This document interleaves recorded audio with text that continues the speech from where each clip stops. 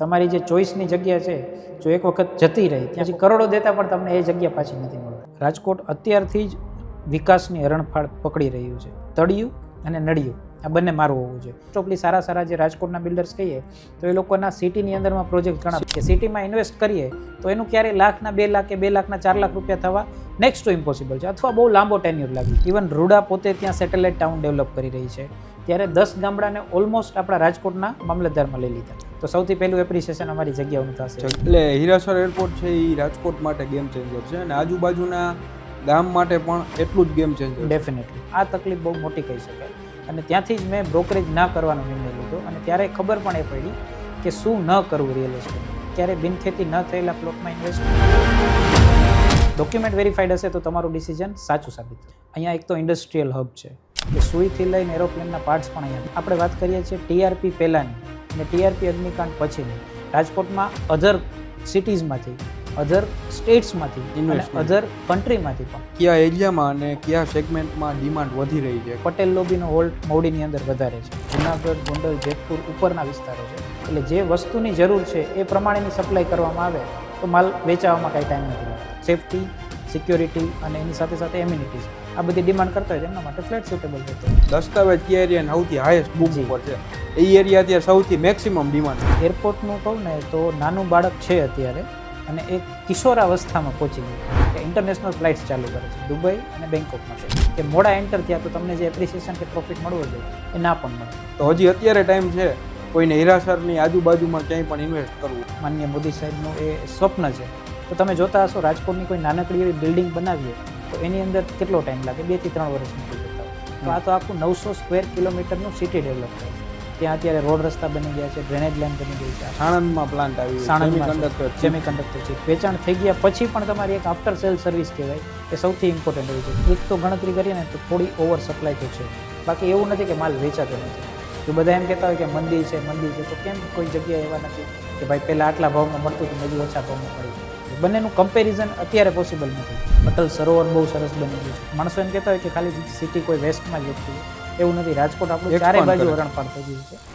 કયા micro markets રાજકોટમાં ફ્યુચરમાં બૂમ કરી શકશે? ગવર્મેન્ટ થકી વાત કરીએ ને તો જે બેંક્સના, રિઝર્વ બેંક્સના રેપો રેટ્સ આવતા હોય છે, અત્યારના બાયર ગણીએ ને તો એ મોસ્ટ ઓફ એની અંદર જેન્ઝી લોકોનો હોલ્ડ સારો છે. અત્યારનો બાયર કેવો છે કે એને કન્ટિન્યુઅસલી એટલી મેક્સિમમ વિઝિબિલિટી એટલી તમારી ક્રેડિબિલિટી. તકલીફની અંદરથી ખૂબી શોધવી તો સારા લોકેશનની લેન્ડ જે 500 રૂપિયાના ભાવ આજથી 20 વર્ષ પહેલાં હશે ત્યાં અત્યારે તમને કદાચ લાખ રૂપિયાના વારે પણ જગ્યા ના મળે. તમારી જે ચોઈસની જગ્યા છે જો એક વખત જતી રહી પછી કરોડો દેતા પણ તમને એ જગ્યા પાછી નથી મળતી. અને જે પ્રોજેક્ટ મૂકો છો તેનું R&D કેટલું સ્ટ્રોંગ છે.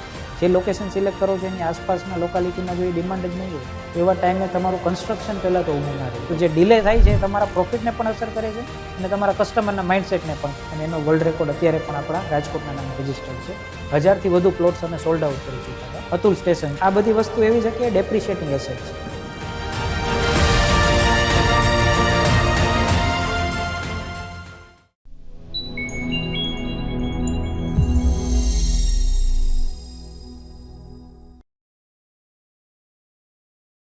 નમસ્કાર મિત્રો, રિયલ ટોક્સના એપિસોડ નંબર 5માં તમારું હાર્દિક સ્વાગત છે. આજે આપણે ગુજરાતના એક જાણીતા ડેવલપર અને એવા એક વિઝનરી પર્સન સાથે વાત કરવાના છીએ કે જેઓ રાજકોટ ઉપરાંત ગુજરાતના અલગ અલગ જગ્યાએ પ્રાઇમ લોકેશનમાં લેન્ડમાર્ક ડેવલપ કરે છે અને આ રિયલ એસ્ટેટમાં પોતાનું એક સ્થાન મેળવ્યું છે. 0થી સ્ટાર્ટ કર્યું હતું અને આજે એમના ગુજરાતના અલગ અલગ વિસ્તારમાં અનેક પ્રોજેક્ટ છે. એરોસિટી ગ્રુપની વધારે વાત કરું ને તો આ લોકો માત્ર બિલ્ડિંગ કે પ્રોજેક્ટ બનાવવા માટે નથી બનાવતા. આ લોકો જ્યાં જ્યાં પ્રોજેક્ટ બનાવે છે તો ત્યાં એ લોકો જે તે વિસ્તારના ભવિષ્યને પણ આકાર આપે છે. ઇનક્રેડિબલ ગ્રુપના ફાઉન્ડર અતુલભાઈનું માનવાનું એવું છે કે માત્ર પ્રોજેક્ટ બનાવીને નીકળી નથી જવાનું. કસ્ટમરના માઇન્ડમાં એક એન્ડ યુઝર છે કે જે આ લોકોના પ્રોજેક્ટ પર કોઈ પણ યુનિટ પરચેસ કરે છે તો એના માઇન્ડમાં એક વેલ્યુ ક્રિએટ થવી જોઈએ લોંગ ટર્મ અને એના માઇન્ડ ઉપર એક પોઝિટિવ ઇમ્પેક્ટ પડવો જોઈએ. આજે આપણે એમની journey, overall real estate market insight, future vision, investment opportunities in different areas of Gujarat આ બધી વસ્તુઓ જાણવાના છીએ. તો આ પોડકાસ્ટ એકદમ ઇન્ટરેસ્ટિંગ રહેવાનો છે. આજે જ આપ અમારી ચેનલને સબસ્ક્રાઈબ કરજો અને આ પોડકાસ્ટને વધુમાં વધુ લોકો સુધી પહોંચાડજો. Thank you. કેમ છો અતુલભાઈ? મજામાં? રિયલ ટોક્સના 5th એપિસોડમાં તમારું સ્વાગત છે. Thank you Harshbhai. Atulbhai, incredible ગ્રુપની આપણે વાત કરીએ જી. તો તમારી એસ્ટાબ્લિશમેન્ટ જર્ની અને ક્યારે અને કેમ શરૂઆત કરી, અને ઇનક્રેડિબલ ગ્રુપ નામ સરસ છે, તો એની પાછળનું લોજિક શું છે? યસ, ઇનક્રેડિબલની વાત કરું ને તો જ્યારે સ્ટડી કરતો હતો MS યુનિવર્સિટીની અંદરમાં, ત્યારથી જ કોઈ એવું બ્રાન્ડ નેમ પહેલેથી સિલેક્ટેડ હતું કે જે મારા નામ સાથે સંકળાયેલું હોય. ઓકે. અને એ ટાઈમે ગવર્મેન્ટ ઓફ ઇન્ડિયાનો એક કન્સેપ્ટ હતો ઇનક્રેડિબલ ઇન્ડિયા, જે ભારતનું ટુરિઝમ છે એને પ્રમોટ કરવા માટે એને ટેગલાઇન તરીકે યુઝ કરતા. તો ઇનક્રેડિબલનો મતલબ જ્યારે ગૂગલમાં સર્ચ કર્યો ત્યારે ફાઇન્ડ આઉટ એવું થયું કે એનો મતલબ થાય છે અતુલ્ય. That is the name of my similarity. So આ નામ પાછળનો કન્સેપ્ટ એ છે કે મારા નામને ગ્લોબલી રિપ્રેઝેન્ટ કરવું હોય તો incredible is a very nice name, અને એને ઇન્ડિયા તરફથી ઇનક્રેડિબલી પ્રેઝન્ટ કરવા માટે આ બ્રાન્ડ નેમને વધુ સિલેક્ટ કર્યું. ઓકે. તમારી એસ્ટાબ્લિશમેન્ટ જર્ની, શરૂઆતના દિવસો, એના સ્ટ્રગલ જી કેવા હતા? બેઝિકલી વાત કરીએ તો I am not a born with a silver spoon. એક નોર્મલ ફેમિલી બેકગ્રાઉન્ડથી બિલોંગ કરું છું. તો જ્યારે વાત આવે કે કોઈ મોટા કેપિટલ સાથે રિયલ એસ્ટેટમાં ઉતરવાનું આવે તો પ્રોજેક્ટ સક્સેસફુલ થતા હોય, ઘણા બધા ઇન્વેસ્ટર્સનો સપોર્ટ જોતો હોય, પણ જ્યારે આ વસ્તુની શરૂઆત કરી ત્યારે એવું કોઈ ફંડ નહોતું કે નહોતું કોઈ એવું પીઠબળ. તો જ્યારે શરૂઆત કરવાનું પ્લાનિંગ કર્યું ને ત્યારથી જ સૌથી પહેલો પ્રશ્ન એ જ હતો કે ફંડ્સ ક્યાંથી આવશે. તો એ સૌથી મોટી ચેલેન્જ હતી અને એને ફૂલફિલ કરી અને સ્ટાર્ટિંગના ફેઝમાં નાના એવા બ્રોકરેજથી અમે લોકોએ કામ સ્ટાર્ટ કરેલું. ઓકે. યસ. આજે જે તમારું ઇનક્રેડિબલ ગ્રુપ છે એ કયા સ્કેલ પર ઓપરેટ કરે છે, અને તમારા ટીમ મેમ્બર્સ પણ હશે ઘણા બધા, તો ટીમ મેમ્બરનો રોલ પણ આ જર્નીમાં ઓવરઓલ ત્યારથી અત્યાર સુધીમાં કેટલો ઇમ્પોર્ટન્ટ છે?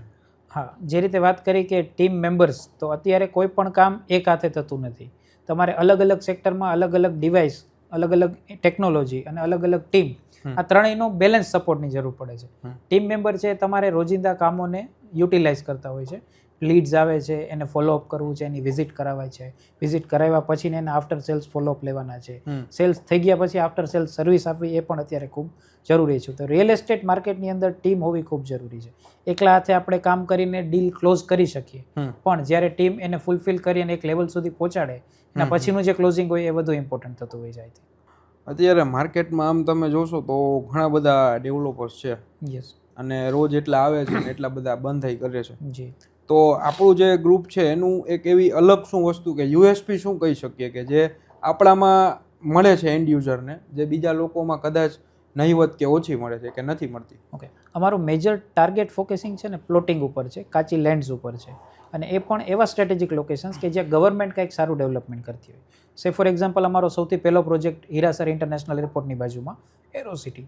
એરોસિટી પ્રોજેક્ટની ખાસિયત એ હતી કે એફોર્ડેબલ રેન્જમાં હતો. ઓકે. 100 વારના પ્લોટ્સ હોય, ઓછી એકદમ નાના આવે ટોકન રકમથી તમે લોકો બુક કરી શકો. બુક કર્યા પછી સારી પેમેન્ટ ટર્મ્સ મળતી હોય, એટલે મિડલ ક્લાસ અને અપર મિડલ ક્લાસ આ લોકો માટે નવો એક ટ્રેન્ડ બની ગયો કે આપણે સારા લોકેશનમાં ડેવલપિંગ એરિયામાં ઓછા બજેટથી એન્ટ્રી લઈ શકીએ. સેકન્ડ થિંગ, અમારા દસ્તાવેજો ટાઇટલ ક્લિયર હોય છે.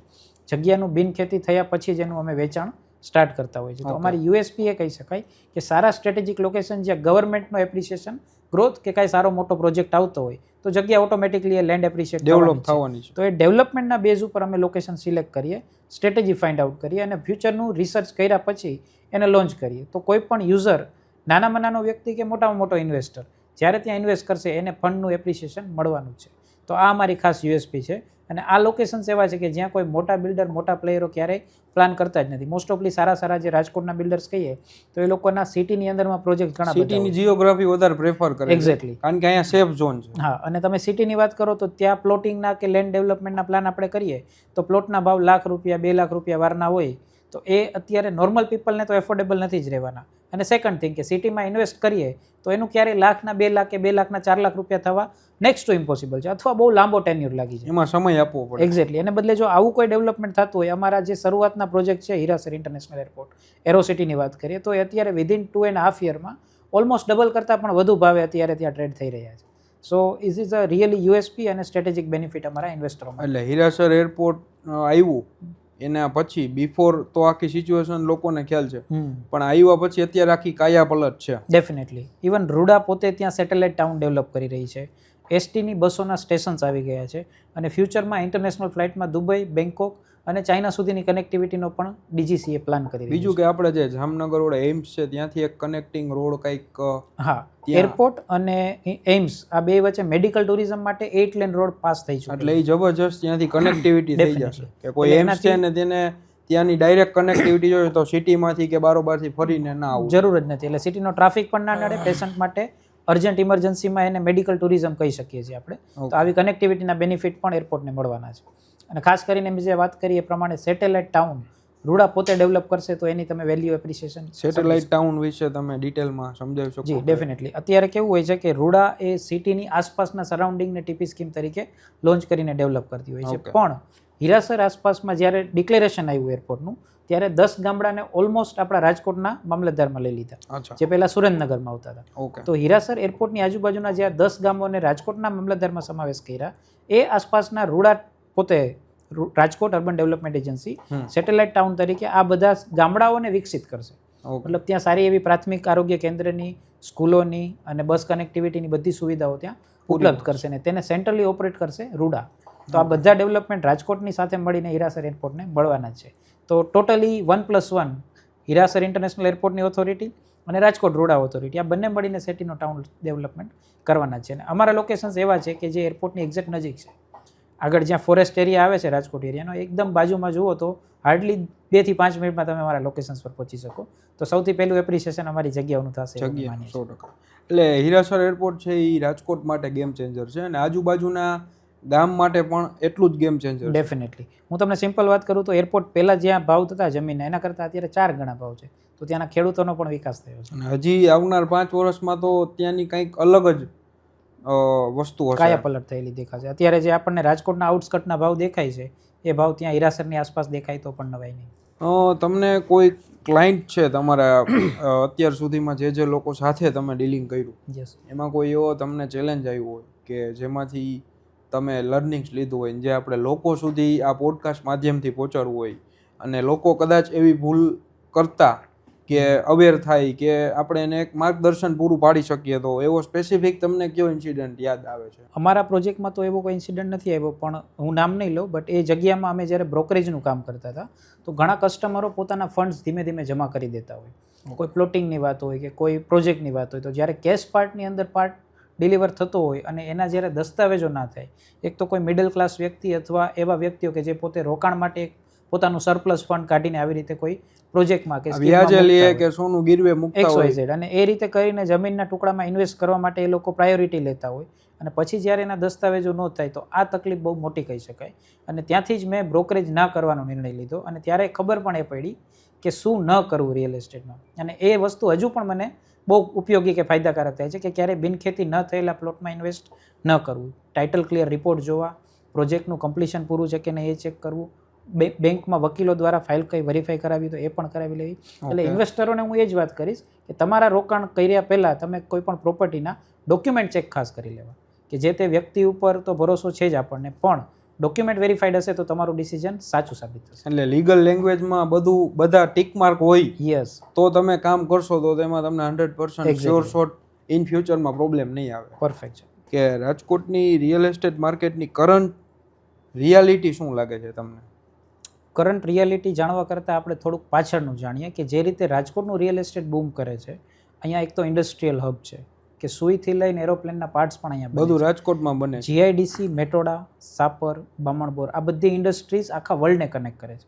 આ એક બેનિફિટ છે રાજકોટ માટેનો. સેકન્ડ થિંગ, એજ્યુકેશનલ હબ છે રાજકોટ, કે સૌરાષ્ટ્રના કોઈ પણ જિલ્લા છે, 13 જિલ્લા છે, બધા લોકો પોતાના બાળકોને એજ્યુકેશન માટે કોલેજમાં, સ્કૂલમાં રાજકોટને વધુ પ્રિફર કરે છે. તો આ બધી વસ્તુ રાજકોટના રિયલ એસ્ટેટને અપ લાવવા માટે સૌરાષ્ટ્રના બીજા જિલ્લાઓ કરતાં નંબર 1 ઉપર લાવે છે. ઓકે. કરંટ સિચ્યુએશનની વાત કરીએ તો જ્યારે આપણે વાત કરીએ છીએ ટીઆરપી પહેલાંની, જે ટીઆરપીનું અગ્નિકાંડ થયું અને ટીઆરપી અગ્નિકાંડ પછીની, તો આ બંને વચ્ચે સિચ્યુએશનમાં ફરક અમુક એવા આવ્યા કે જે ડોક્યુમેન્ટેશન પ્રોસેસ સ્ટક થઈ, એના લીધે બિલ્ડરોના, પછી એના જે ઇન્વેસ્ટર્સ હોય કે એના ફાઇનાન્સર્સ હોય, બધાને થોડી ઘણી ઇફેક્ટ લાગુ, સાયકલ ડીલે થઈ. અને આ સાયકલને લીધે કેશ ક્રન્ચીસ ઊભા થયા, લિક્વિડિટીના ક્રેશ આવ્યા. એને લીધે જે ફ્લો હોવો જોઈએ, ખરેખર રિયલ એસ્ટેટ માર્કેટ ઉપર ઘણા બધા બીજા ઇન્ડસ્ટ્રીઝ એની ઉપર નભતી હોય છે.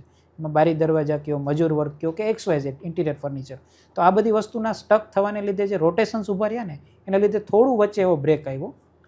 પણ જ્યારથી ગવર્મેન્ટે સપોર્ટ કરવાનું ચાલુ કર્યું, ગુજરાત સરકાર તરફથી અહીંયા અમુક અધિકારીઓને નિમણૂક આપવામાં આવી કે જેના લીધે કમ્પ્લીશન્સના, બીજા ડોક્યુમેન્ટેશન્સના અને પરમિશન્સના ઇસ્યુઝ નીકળી ગયા. તો ત્યાર પછી જે હમણાં છેલ્લા 3-4 મહિનામાં સિચ્યુએશન જે ઇન્ક્વાયર્ડ થઈ છે એ બહુ પોઝિટિવ છે.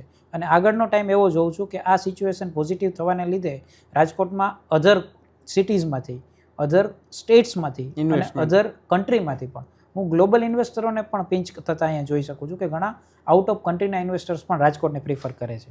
અને એનું કારણ હીરાસર એરપોર્ટ પણ છે, એમ્સ પણ છે અને આપણું રૈયા સ્માર્ટ સિટી પણ છે. આ બહુ સારા એવા 3 સ્ટ્રેટેજિક લોકેશન્સ છે કે જેને રાજકોટ રિયલ એસ્ટેટમાં હરણફાળમાં નંબર 1 ઉપર સૌરાષ્ટ્રની અંદર લઈ જશે. અને તમને ખ્યાલ જ હશે કે કોઈ પણ સિટીનો ગ્રોથ છે એ વેસ્ટ વધારે હોય છે. જી. તો આપણે આમ જોવો તો હવે તમે કાલાવા રોડ પટ્ટો કહો કે ન્યૂ 150 ફીટ રિંગ રોડ, તો એ બાજુ ડેવલપમેન્ટ એકદમ વાસ્ટ સ્પીડ ઉપર જાય છે. ડેફિનેટલી. રાજકોટમાં કયા એરિયામાં મેઇનલી અત્યારે કયા એરિયામાં અને કયા સેગમેન્ટમાં ડિમાન્ડ વધી રહી છે કે બિલ્ડરો હોય એને વધારે હવે શું ડિલિવર કરવું જોઈએ એન્ડ યુઝરની રિક્વાયરમેન્ટ પ્રમાણે? એન્ડ યુઝરની રિક્વાયરમેન્ટ પ્રમાણે ગણીએ ને તો કસ્ટમરનો ટેસ્ટ શું છે. ખરેખર તમે જોશો તો મવડી આસપાસનો વિસ્તાર છે તો ત્યાં અલગ અલગ કમ્યુનિટી વાઇઝ ડેવલપમેન્ટ વધી રહ્યું છે. જેવી રિક્વાયરમેન્ટ આવા લોકોને રહેવું છે તો હા, પર્ટિક્યુલર કમ્યુનિટીની વાત કરું તો પટેલ લોબીનો હોલ્ટ મવડીની અંદર વધારે છે. સેકન્ડ, તમે કાંગસિયાળી વિસ્તાર વિચારો તો ત્યાં જે જુનાગઢ, ગોંડલ, જેતપુર ઉપરના વિસ્તારો છે કે જ્યાં ગામડેથી લોકો રાજકોટમાં બિઝનેસ માટે કે કોઈ પણ XYZ પરિસ્થિતિમાં શિફ્ટ થતા હોય છે તો એ મોસ્ટ પ્રોબેબલી લોકેશન સિલેક્ટ કરે છે કાંગસિયાળી. અને અહીંયા બજેટ ફ્રેન્ડલી પણ છે એટલે એ બેનિફિટ. તો આ બે વસ્તુ એન્ડ યુઝરને જોઈએ છે શું ને એ પ્રમાણેનું જે ડિલિવરેબલ સિચ્યુએશન હશે, લોકેશન હશે કે એના રિલેવન્ટ બિલ્ડર્સ હશે તો એને ડેફિનેટલી બેનિફિટ મળવાનો છે. એટલે જે વસ્તુની જરૂર છે એ પ્રમાણેની સપ્લાય કરવામાં આવે તો માલ વેચાવામાં કાંઈ ટાઈમ નથી લાગતો.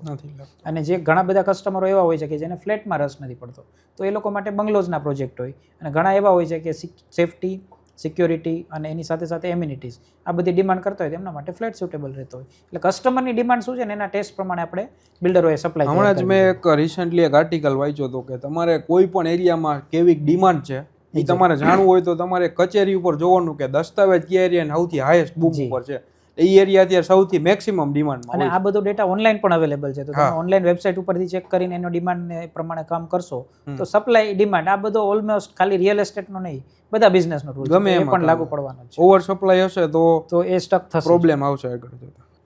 રાજકોટની માર્કેટ છે અને અત્યારે તમે એક મેચ્યોર્ડ માર્કેટ ગણશો કે પછી હજી ડેવલપિંગ ફેઝમાં છે કે હજી નાનું બાળક છે ડેવલપ થઈ રહ્યું છે કે ઓલરેડી એડલ્ટ છે? એરપોર્ટનું કહું ને તો નાનું બાળક થઈ છે અત્યારે અને એક કિશોરાવસ્થામાં પહોંચી ગયું છે. ઓકે. મતલબ કે હવે એની મૂછના દોરા ફૂટવા માંડ્યા છે. ઓકે. સે ફોર એક્ઝામ્પલ અત્યારની જે કન્ડિશન છે તો ઇન્વેસ્ટરો માટે એન્ટ્રી થવાનો પરફેક્ટ ટાઈમ છે. ઓકે. એક સમય એવો આવશે કે જ્યારે એ યુવાવસ્થામાં પહોંચી ગયો હશે એરપોર્ટનું ડેવલપમેન્ટ, ત્યારે એન્ટર થઈને તમે એટલો બધો બેનિફિટ નહીં લઈ શકો જેટલો અત્યારે લે. કેમ કે DGCA ડિક્લેરેશન એરપોર્ટ ઓથોરિટી દ્વારા કરી દીધું છે કે ઇન્ટરનેશનલ ફ્લાઇટ્સ ચાલુ કરે છે દુબઈ અને બેંકોક માટેની, અને એ સિવાયની જે કનેક્ટિવિટી છે સ્વિટ્ઝરલેન્ડ માટે તો એ ત્યાંથી થ્રુ આઉટ થવાની છે. તો રાજકોટનું હીરાસર ઇન્ટરનેશનલ એરપોર્ટ એ ગ્લોબલ એક્સેસ માટેનું અત્યારનું સેન્ટ્રલાઇઝ પોઈન્ટ છે, અને અત્યારે જે ફેઝમાં ત્યાં ડેવલપમેન્ટ અને જમીનોના ભાવ વધી રહ્યા છે તો એન્ટ્રી લેવા માટેનો પરફેક્ટ ટાઈમ છે. પછી એવું થશે કે મોડા એન્ટર થયા તો તમને જે એપ્રિસિએશન કે પ્રોફિટ મળવો જોઈએ એ ના પણ મળે, ગુમાવવો પડે અથવા મળે નહીં. અમારે હમણાં છે ને 2-3 એપિસોડ પહેલાં એક વિશાલભાઈ કરીને આવ્યા હતા પ્રમુખ દર્શન ગ્રુપમાંથી, તો એમને અત્યારે સર ઢોલેરા ઉપર એમનું વધારે ફોકસ છે અને પોતે ઇન્વેસ્ટરે છે મોટા. ડેફિનેટલી. તો એમનું કહેવાનું જ હતું કે આજથી થોડાક વર્ષો પહેલાં ગિફ્ટ સિટીને સર ઢોલેરાની સિચ્યુએશન જેમ અત્યારે રાજકોટ હીરાસર એરપોર્ટ છે તો જે લોકો સમજે છે એ જાય છે, પણ જેને હજી એટલા અવેર નથી કે એકચ્યુઅલમાં શું વસ્તુ છે તો અત્યારે એ લોકો ત્યાં સર ઢોલેરામાં ગિફ્ટ સિટીમાં બધા કોમર્શિયલ્સ રેસિડેન્શિયલ્સ લેવા માટે પડાપડી કરે છે અને રેટ આપે છે વધારે, જે તે સમયે થોડાક વર્ષો પહેલા એકદમ બેઝિક રેટમાં મળતું હતું એમ. તો હજી અત્યારે ટાઈમ છે કોઈને હીરાસરની આજુબાજુમાં ક્યાંય પણ ઇન્વેસ્ટ કરવું હોય તો થઈ, જે મુજબ તમે કહો છો. ડેફિનેટલી. અને ધોલેરા સરની તમે વાત કરીને તો એ બાબતમાં કેવું થાય છે કે સૌરાષ્ટ્રના ખાસ ઇન્વેસ્ટરો કે જે લોકોએ જ્યારે 2007-8માં ડિક્લેરેશન આવ્યું ધોલેરા સરનું, માનનીય મોદી સાહેબનું એ સ્વપ્ન છે કે દુબઈ કરતાં પણ શાંઘાઈ કરતાં પણ મોટું ડિજિટલ સિટી, સ્માર્ટ સિટી અને ઓટોમેટિકલી ઓપરેટેડ બને. એના રિલેટેડ આપણે જ્યારે ડેવલપમેન્ટ જોતા હોય ને તો 2007-8માં જે ઇન્વેસ્ટરોએ એન્ટ્રી લીધી ને એ કદાચ અત્યારે દાઝેલા છે, કેમ કે શરૂઆતમાં વહેલા એન્ટર થઈ ગયા બહુ. પણ ખરેખર જે એમનો પોતાનો પોઈન્ટ ઓફ વ્યૂ હતો કે અત્યારે એન્ટર થઈને 2-5 વર્ષમાં નીકળી જશું, તો તમે જોતા હશો રાજકોટની કોઈ નાનકડી એવી બિલ્ડિંગ બનાવીએ તો એની અંદર કેટલો ટાઈમ લાગે, 2 થી 3 વર્ષ નીકળી જતા હોય. તો આ તો આખું 900 સ્ક્વેર કિલોમીટરનું સિટી ડેવલપ થાય છે. ત્યાં અત્યારે રોડ રસ્તા બની ગયા છે, ડ્રેનેજ લાઇન બની ગઈ છે, આખો રિવર ફ્રન્ટ ડેવલપ થઈ ચૂક્યું છે, રિન્યુ જેવી મોટી સોલાર એનર્જીને પ્લાન્ટ લાગી ગયા છે જ્યાં 6000 જેટલા કર્મચારીઓ અત્યારે કામ કરે છે અને એ 60,000 કે 6 લાખ સુધી પહોંચશે. ટાટાનો સેમિકન્ડક્ટર પ્લાન્ટ આવી ગયો એ આપણે અહીંયા હમણાં એક માઇક્રોનનો મેં ન્યૂઝ જોયા, સાણંદમાં પ્લાન્ટ આવ્યું સેમિકન્ડક્ટર સેમિકન્ડક્ટર ચિપ્સનું. તો આ બધી વસ્તુ કેવું છે કે ઇટ્સ અ ટાઈમ ટેકિંગ. તો જ્યારે 2007-8માં તમે એન્ટ્રી લો છો તો જો તમારું વિઝન 20-25 વર્ષનું નહીં હોય તો એનો તમને બેનિફિટ નહીં મળે. ધોલેરાની અંદર પણ અમારા 3 થી 4 પ્રોજેક્ટ છે જેમાં અમે કસ્ટમરને સ્પેસિફાઈડ કરીએ છીએ અત્યારે આજની સિચ્યુએશનમાં કે તમે 2026માં એન્ટ્રી લો છો તો આની એક્ઝિટનો પ્લાન કરીને ના લેતા. આ તમારા આવનારી પેઢી માટે, નાના બાળકો માટે એ જગ્યા તમારી સોનાની લગડી લોંગ ટર્મ ગોલથી વિચારો. ડેફિનેટલી. તો ત્યાંનું આખું પ્લાનિંગ એ રીતનું છે. તો ગવર્મેન્ટ પણ એ રીતે ફોકસ કરીને ડેવલપમેન્ટ કરે છે. કારણ કે એરિયા ડેવલપમેન્ટ નથી, આખું ઇન્ફ્રાસ્ટ્રક્ચર સિટી આખું થ્રુ આઉટ ગ્રો કરે છે અને એને ઝોન વાઇઝ ડિફાઇન કરેલું છે. ઇન્ડસ્ટ્રીયલ, કમર્શિયલ, રેસિડેન્શિયલ, એગ્રીકલ્ચર, આ બધા ઝોનમાં અલગ અલગ રીતે ડિવાઇડેડ છે. તો એને ટાઈમ તમે વિચાર કરો કે એક પ્રોજેક્ટ બનતા 2-4 વર્ષ થતા હોય તો આખું સિટી ડેવલપ થતાં કેટલો ટાઈમ લાગે. તો તમે તમારું અત્યારનું બુકિંગ આવનારી પેઢી માટે ગણીને ચાલશો ને તો ધોલેરા તમારા માટે બેસ્ટ છે.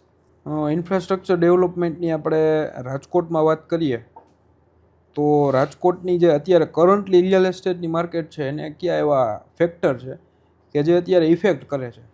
સૌથી મોટી વાત કરીએ ને તો જે અત્યારે ઇશ્યુઝ હતા કમ્પ્લિશન્સના ને બધા એ ઓલમોસ્ટ સોર્ટ આઉટ થઈ ગયા છે.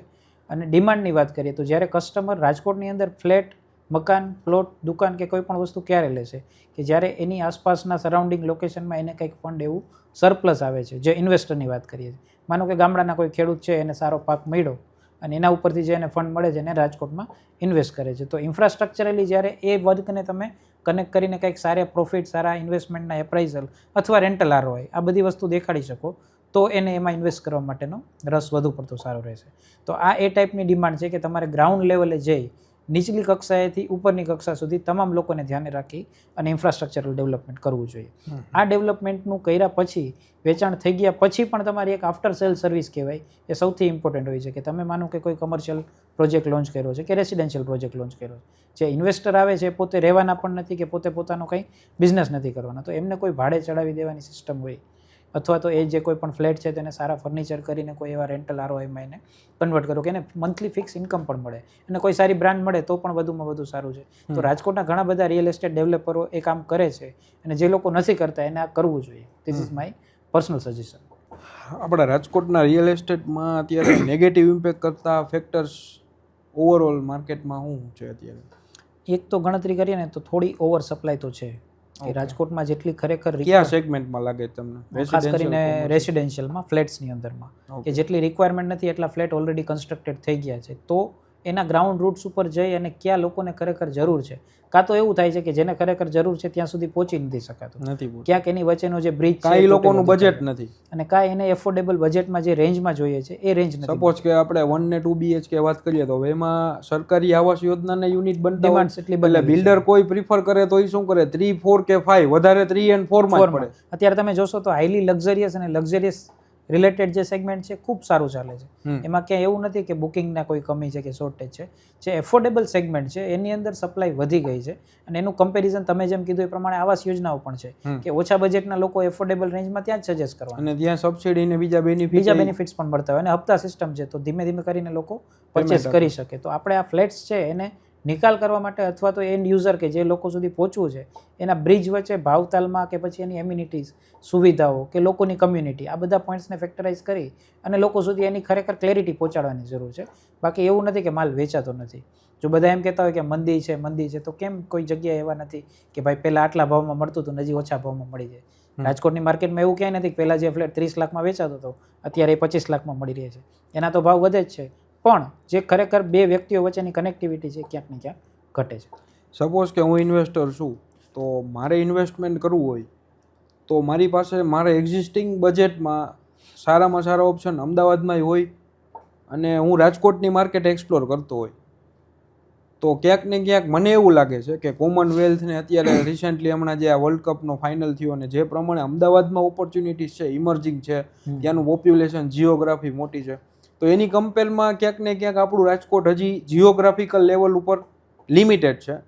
તો એ એક છે કે જેમ જેમ પોપ્યુલેશન ડેવલપ થશે એમ આપણો ગ્રોથ ઓટોમેટ થતો જશે. અમદાવાદની વાત કરીએ ને તો એ આખું not only in India but also in global positioning કે જ્યારે અમદાવાદમાં એક સ્ટેડિયમ બન્યું, નરેન્દ્ર મોદી સ્ટેડિયમ, એને એટલું હાઇલાઇટ કરવામાં આવ્યું કે લોકો ત્યાં રમવા આવે તો જોજો ફ્લાઇટના ભાવ વધી જાય છે, હોટલ ઇન્ડસ્ટ્રીને બેનિફિટ મળે છે, અધર એરબીએનબી અને અન્ય જે લોકોની સર્વિસીસ છે કેબથી માંડીને બધી, એ બધા માટે એક રોજગાર પૂરો પાડે છે. અને જેમ સૌરાષ્ટ્રના લોકો છે એ રાજકોટને પ્રિફર કરે છે, એમ ગુજરાત, ઇન્ડિયા કે ગ્લોબલ લોકો અમદાવાદને પ્રિફર કરે છે. તો આ બંને વસ્તુને એમ નથી માનતો કે કમ્પેર કરવી જોઈએ. જો તમે અમદાવાદ અને રાજકોટને કમ્પેર કરો ને સેમ બજેટમાં તમને એમ લાગતું હોય કે મળી જાય છે, તો એ વાત માનવી જ પોસિબલ નથી, કેમ કે એ બંનેનો અત્યારે લેવલ ડિફરન્સ ઘણો છે. રાજકોટના ઘણા બધા બિલ્ડરોએ પોતાનું એસ્ટાબ્લિશમેન્ટ અમદાવાદમાં કર્યું છે અને અમદાવાદના ઘણા લોકો રાજકોટમાં આવીને પણ ઇન્વેસ્ટ કરે છે. તો બેની ટોપોગ્રાફી અને જિયોગ્રાફી અલગ છે. તો ઇન્વેસ્ટર માઇન્ડસેટથી તમારો પોતાનો ગોલ શું છે, તમે શું કરવા માંગો છો અને એ ઇન્વેસ્ટમેન્ટને કેટલા લોંગ ટર્મ સુધી પોઝિશનિંગ કરવા માંગો છો, આ બધી વસ્તુને કન્સિડર કરવી જરૂરી છે. બંનેનું કમ્પેરિઝન અત્યારે પોસિબલ નથી, કેમ કે ગ્લોબલી અને આખા ઇન્ડિયાના લોકો અમદાવાદમાં જોબ કરવા કે કામ કરવા આવે છે, જ્યારે રાજકોટની અંદર સૌરાષ્ટ્ર કે અન્ય સિટી કે અન્ય લોકો પોઝિશનિંગ કરતા હોય છે. આજથી 5-10 વર્ષ પછીની રાજકોટની ગ્રોથ સ્ટોરી શું હોઈ શકે? રાજકોટ અત્યારથી જ વિકાસની હરણફાળ પકડી રહ્યું છે. જે રાજકોટની અંદરના ડેવલપમેન્ટ છે, રહ્યા સ્માર્ટ સિટી મેં કીધું એ પ્રમાણે, તમે આજથી 5 વર્ષ પછી જોશો તો ત્યાં લાખ 2 લાખ રૂપિયા વારના ભાવ 100% જોવા મળશે. ત્યાં ફ્લેટ્સના ડેવલપમેન્ટ સારા ડેવલપરો કરી રહ્યા છે. અટલ સરોવર બહુ સરસ બની ગયું છે, રેસકોર્સ, રિંગ રોડ, આ બધી કનેક્ટિવિટી ઇન્ટરનલી એટલું જોરદાર રીતે ડેવલપ થઈ ચૂક્યું છે કે ત્યાંનો ફ્યુચર ગ્રોથ સારામાં સારો હશે. સેમ વસ્તુ એમ્સની આજુબાજુ જોવા મળશે. રાજકોટના સિટીના જે ટોપોગ્રાફિકલ એરિયા કહી શકાય કે જે કાલાવડ રોડ છે, તો ત્યાં એવું નથી કે ડેવલપમેન્ટ સ્ટોપ થઈ ગયું છે, ઘણા રીડેવલપમેન્ટના પ્રોજેક્ટ આવે છે. નવા વિસ્તાર મોરબી રોડની વાત કરીએ તો ત્યાં રોણકી, રેલનગર, આ બધા વિસ્તારો માધાપર ચોકડીથી લઈને બેડી ચોકડી સુધી બની ગયા. તમે બેડી ચોકડી ક્રોસ કરશો માલ્યાસણ સુધી, તો ત્યાં પણ ઘણા બધા બિલ્ડિંગ પ્રોજેક્ટ્સ બને છે.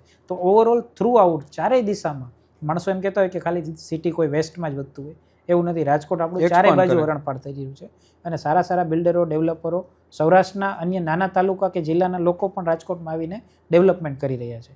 તો ઓવરઓલ થ્રુ આઉટ ચારે દિશામાં રાજકોટનો ગ્રોથ 5 થી 10 ગણો મને 5 વર્ષમાં દેખાય છે. અને હમણાં જ એક તમને ખ્યાલ જ હશે કે જે ડિમોલિશન થયું જંગલેશ્વર, તો ત્યાં હજી રિવરફ્રન્ટના પ્રોજેક્ટની આમ તો ઘણા ટાઈમથી વાત હાલે છે, પણ ગ્રેજ્યુઅલી કદાચ હવે પ્રોગ્રેસ મુજબ ગવર્મેન્ટ આગળ કામ વધારે તો એ પણ એક રાજકોટનું, જેમ અમદાવાદ પાસે સાબરમતી છે, તો આપણું એક જોરદાર લેન્ડમાર્ક થઈ જશે. ડેફિનેટલી. કયા માઇક્રો માર્કેટ્સ રાજકોટમાં ફ્યુચરમાં બૂમ કરી શકશે? નાના માર્કેટની વાત કરું ને તો માધાપર રોડથી લઈ અને જે જામનગર રોડ છે, એ બેલ્ટ અત્યારે બહુ સારો ગ્રો કરી રહ્યો છે. જનરલી મિડલ ક્લાસ કે અપર મિડલ ક્લાસને જ્યારે ટાર્ગેટ કરતા ને ત્યારે માઇન્ડસેટ બધા લોકોનો એક હોય, તળિયું અને નળિયું, આ બંને મારું હોવું જોઈએ. તો બંગલા રિલેટેડ જે પ્રોજેક્ટ્સ બની રહ્યા છે, રોણકી છે, રેલનગર છે, બેડી ચોકડીની ઉપરનો જે બેલ્ટ છે, આ બાજુ જોઉં તો રતનપર સુધી આખું ડેવલપ થયું છે. તો આ નાના નાના સ્ટ્રેટેજિક લોકેશન્સ એવા છે કે જેના પ્રાઇસ એપ્રિસિએશન જગ્યાના પણ સારા હશે, બંગલોઝ કે એવા પ્રોજેક્ટ હશે તો એ સોલ્ડ આઉટ થવામાં ટાઈમ નહીં લાગે. સેમ વસ્તુ આપણે કોઠારિયા કે એ બાજુના વિસ્તારમાં, રણુજા વિસ્તારમાં જોવા જઈએ તો ત્યાં ઇન્ડસ્ટ્રીયલ બેલ્ટ સારો બની રહ્યો છે. સામે આપણે આણંદ પર છે, ચીભડા છે, લોધિકા છે, આ બધા પટ્ટામાં ઇન્ડસ્ટ્રીયલ બેલ્ટ ગ્રોથ બહુ સારો છે. તો જે નવી એરિયાઝ ડેવલપ થાય છે એ બેલ્ટની અંદર કામ થવાનું જ છે.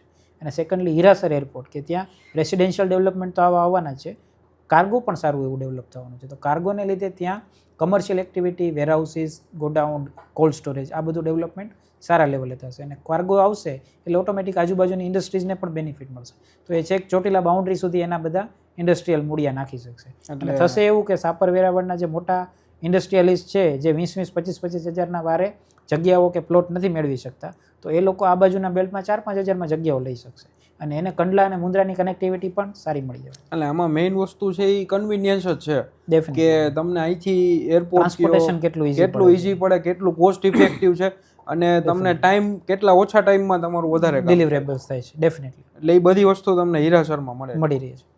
ગવર્મેન્ટ પોલિસીસ એન્ડ રેગ્યુલેટરી રોડની વાત કરીએ તો ગવર્મેન્ટ પાસે કરન્ટલી પણ બિલ્ડરને શું એક્સપેક્ટેશન છે કે ભાઈ આ વસ્તુ હજી આ ચેન્જ પોસિબલ થાય તો હજી બેનિફિટ એન્ડ યુઝરને અને બિલ્ડરને થાય એમ છે, એવું કંઈ? ગવર્મેન્ટ થકી વાત કરીએ ને તો જે બેંક્સના, રિઝર્વ બેંક્સના રેપો રેટ્સ આવતા હોય છે, તો એ ઘણી વસ્તુ કેવી થતી હોય કે ઘણા ઇન્વેસ્ટરો કે એન્ડ યુઝર લોકોને પોતાને મકાન લેવા હોય છે, પણ ક્યાંક ને ક્યાંક બેંકના ઊંચા વ્યાજો એના લીધે ઘણી બધી તકલીફો એ લોકો ભોગવતા હોય કે મહિને આટલો હપ્તો નહીં, જો આટલો હોત ને તો હું કંઈક સર્વાઈવ કરી શકત, કેમ કે એક સેલેરી ઉપર એ લોકોને આખો કેલ્ક્યુલેશન બંધાયેલા સર્ટેન અમાઉન્ટ હોય એની ઉપર આખું સાયકલ બનાવવાનું. તો બેન્કિંગ સેક્ટરની અંદર ઊંચા વ્યાજ દરોને બદલે જો નાના વ્યાજ દરોમાં લોકોને એફોર્ડેબલ રેન્જમાં લોન્સ મળી રહે એવા કોઈક સારા એવા ઇમ્પ્લિમેન્ટેશન્સ થાય તો નાના વર્ગને પણ મકાન મળી રહે. આ બધું ઇમ્પ્લિમેન્ટેશન માટે સારો રૂલ છે. બાકી ગવર્મેન્ટની અત્યારે બિલ્ડરોને સંલગ્ન ઘણી બધી એવી પોલિસીસ છે કે જે સંપૂર્ણ રીતે સહયોગી છે.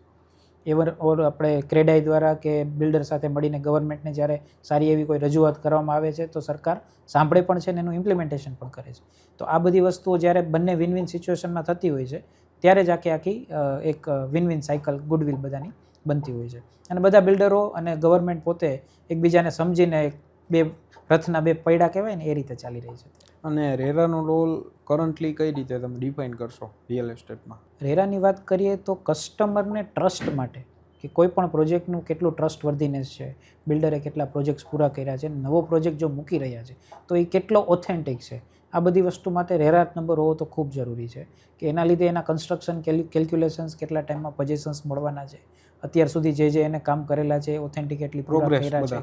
તો ઓવરઓલ બધી માહિતી રેરા હશે ને તો એ કહેવાય ને કે એક સિક્કો લાગી જશે. એ બહુ પોઝિટિવ વસ્તુ છે. બાયર બિહેવિયરની વાત કરીએ તો આજના બાયર કેવા છે? પ્રાઇસ સેન્સિટિવ છે કે વેલ્યુ કોન્શિયસ છે? અત્યારના બાયર ગણીએ ને તો એ મોસ્ટ ઓફ એની અંદર જેન્ઝી લોકોનો હોલ્ડ સારો છે.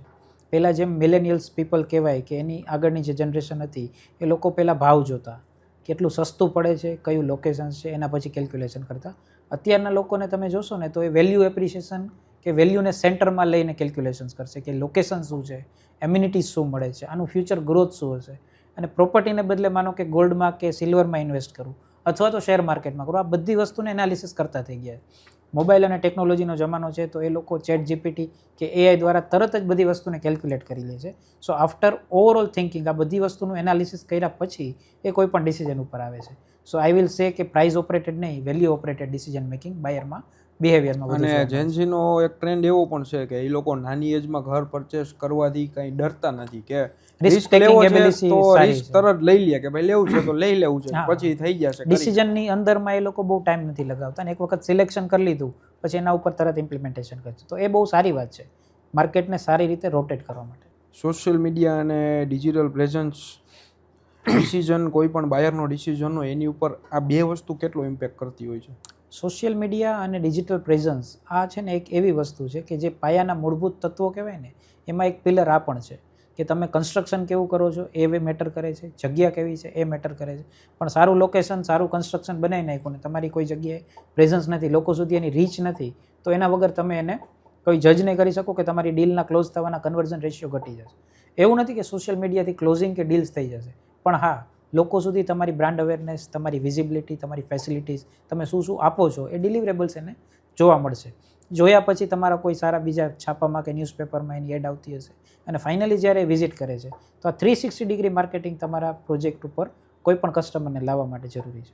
એટલે એ 360 ડિગ્રી માર્કેટિંગ જે તમે કીધું ને એ આજથી 5 વર્ષ પહેલાંનું સિનેરિયો કહું ને તો ત્યારે ઘણા બધા બિલ્ડરો 1 મહિના માટે કર્યા, પછી 2-3 મહિના એના બુકિંગ ને એનું રિટર્ન મળી ગયું. પણ હવે અત્યારનો બાયર કેવો છે કે એને કન્ટિન્યુઅસલી તમારી બ્રાન્ડ દેખાશે, તમારા હોર્ડિંગ્સ દેખાશે, તમારી રીલ દેખાશે, તો એના સબકોન્શિયસ માઇન્ડમાં પ્રોજેક્ટ ગયો. હવે એ જ્યારે લેવાનો વિચાર કરે છે તો ત્યારે પહેલો પ્રેફરન્સ જે એને સોશિયલ મીડિયા મારફત જોયું છે એનો મેક્સિમમ રાખતો હોય. ડેફિનેટલી રિપીટેડલી વસ્તુ થાય એનો બેનિફિટ જ એ છે કે જેટલી મેક્સિમમ વિઝિબિલિટી એટલી તમારી ક્રેડિબિલિટી અને એના ઉપર તમારી પ્રોફિટેબિલિટી ફાઇનલ થશે. એટલે એકવાર કરીને મૂકી દીધું તો એ તમને એટલો બધો લોંગ એક વખતમાં તો વાઇપ આઉટ થઈ જતું હોય. રિપીટેડલી જો માઇન્ડમાં હેમરિંગ થશે તો જે તમારા પ્રોજેક્ટ સુધી પહોંચાડવા માટે વધારે બેનિફિટ થશે. ઇન્વેસ્ટર અથવા તો કોઈ એન્ડ યુઝર છે એની બજેટ ચોઇસમાં ડિફરન્સ કઈ રીતે હોય? કે સપોઝ કે હું ઇન્વેસ્ટર છું અને તમે એન્ડ યુઝર છો, તો આપણે બેયને એક યુનિટ લેવો છે, તો બજેટમાં આપણા બેયની ચોઇસમાં વેરિએશન હોય છે.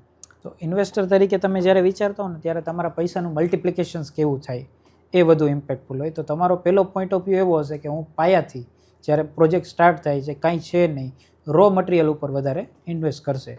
તો જે બેઝ રેટમાં એને મળશે જ્યારે પ્રોજેક્ટ કમ્પ્લીટ થતાં એનું એપ્રિસિએશન છૂટી જશે. એક્ઝેક્ટલી. અને એમાં એ પોતે રહેવા પણ નથી જવાના કે નથી એને કોઈ ભાડે ચડાવવાનું પ્લાનિંગ, તો એ વેચીને એનો પ્રોફિટ લઈને નીકળી જશે. અથવા ઇન્વેસ્ટમેન્ટ ટાઈમે જ એનું ફિક્સ હશે કે હું આટલા ROI ઉપર કે આટલા ફિક્સ રેન્ટલ ઇન્કમ ઉપર આને ભાડે ચડાવી દેવાનું. તો આ બજેટ બિહેવિયર થઈ ગયો ઇન્વેસ્ટરનું.